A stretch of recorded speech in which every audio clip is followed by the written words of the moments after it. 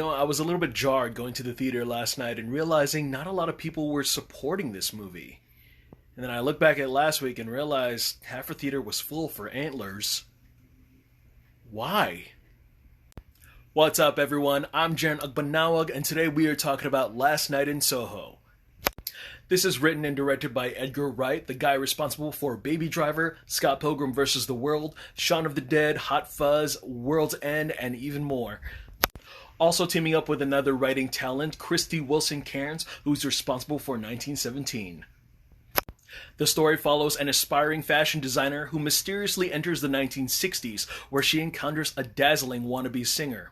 But the glamour is not all it appears to be, as the dreams of the past begin to crack and splinter into something darker. That was directly off the IMDb page. I couldn't have said it better, so I'm giving them the credit. Now, what did I think about the movie? It was a head trip. It was deliciously intoxicating, mesmerizingly enrapturing, stylish, and creepy. Now, I've always loved Edgar Wright's work since Shaun of the Dead, and especially movies like Scott Pilgrim and Baby Driver. There was always a meticulous attention to detail, and it really shows it right here. We are dealing with elements of the 1960s, so first of all, there's the music. It could either be very somber or upbeat, and sometimes there are specific tracks that kind of underline a lot of the situations that our characters are in, which is very vocal and really adds to the emotions. I absolutely enjoyed that. And then there's the color schemes, and a lot of it really kind of bleeds between red, blue, a little bit of green, and that white to dark grayish kind of vibe. And then there's the wonderful production design, whether it's on location or a built-in set, whether it's exterior or interior, the past or the present, and it was very well lit. It really is wonderfully put on display. And even the costume designs, like our main character, Thomasin McKenzie, she is a fashion designer. And then I love how she takes influences from Anya Taylor-Joy's character and she kind of puts that in her work. And that was kind of like a nice little character trait. Speaking of Thomasin McKenzie, I haven't seen her other work other than M. Night Shyamalan's Old, and she kind of knocked it out of the ballpark. I mean, I was afraid that she was going to be a little too quiet, a little too timid, but her development and the way she transgressed through the script, she did a wonderful job. Anya Taylor-Joy, holy shit. It was no surprise that she was going to be phenomenal in this movie. Everyone knows her from like The Queen's Gambit, but I knew her back in her early days where she was doing more horror, like The Witch, Morgan, and Split. She stole the spotlight for every moment she came on screen, whether she was performing something sad, something angry, or something very peppy and flirty. She even performed her own rendition of Downtown herself, and my god, I was so in love with that voice. There are little things that Taylor-Joy's character does, especially when she's maybe like touching a mirror or the way she would talk. And a lot of these mannerisms would definitely kind of reflect off in Thomasin McKenzie's performance. And it was just so genius to catch all those little details, all those little mannerisms and little trinkets. It was beautiful. Through the performances and the way the story unfolds itself, you see what Taylor-Joy's character does to Mackenzie and how they mirror each other, figuratively and literally. I talked about this in my Antlers review, and the only reason why I'm bringing that one up is because I saw it the week before, so this particular trait is fresh in my mind. But I talked about emotional baggage and how that may service the character or the story, and for Antlers, it did not. And I was afraid going into this movie the week after that it was going to do the same, but I was proven wrong. I love some of the things that Thomasin McKenzie's character deals with, the death of her mom and why she's going to fashion school.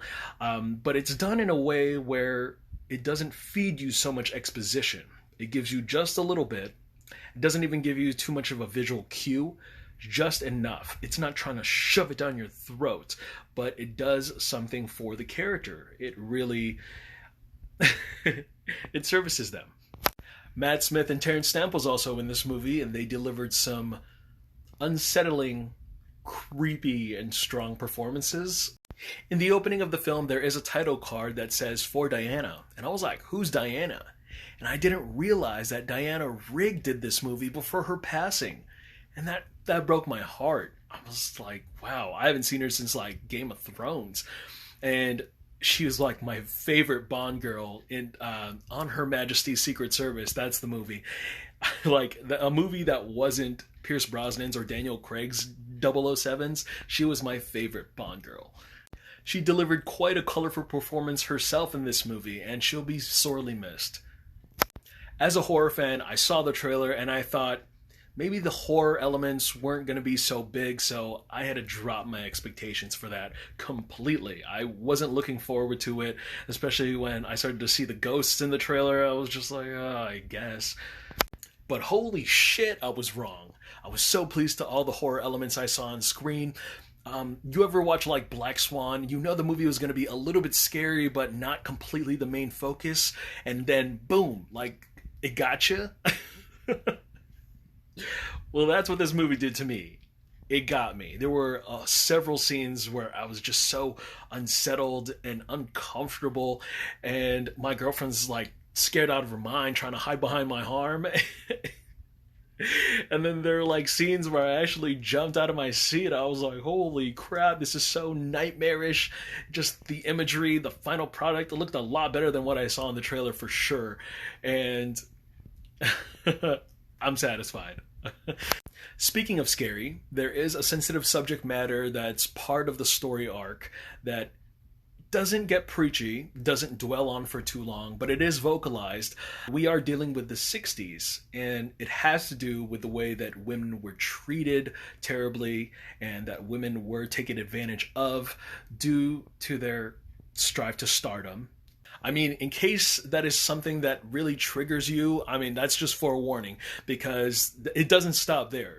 This movie is a kaleidoscope of insane cinematography, and some of it may be seizure inducing, a lot of flashy lights, and, you know, a lot of the transitions within the dream sequences. It's very Fever-like, where they blend the terror and the beauty all together, and I absolutely love that characteristic of this movie.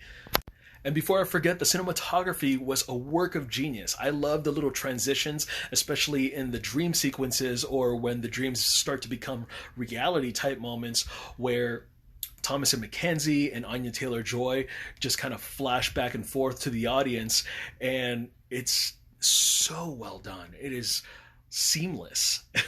Especially all the dream sequences where Thomasin McKenzie is existing in the mirror, where Anya Taylor-Joy is just, you know, going about in the club. Like, I want to know how they did that. That was like some nice camera trickery.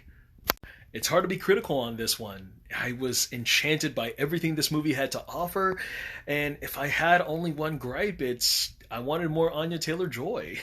I mean, the movie would have had to be a lot longer than it is already, but I just wanted more of her. That's my only criticism.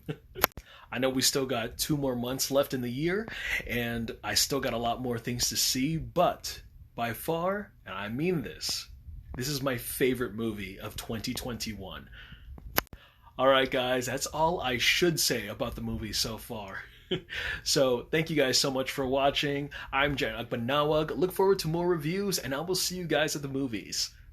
Okay, bye.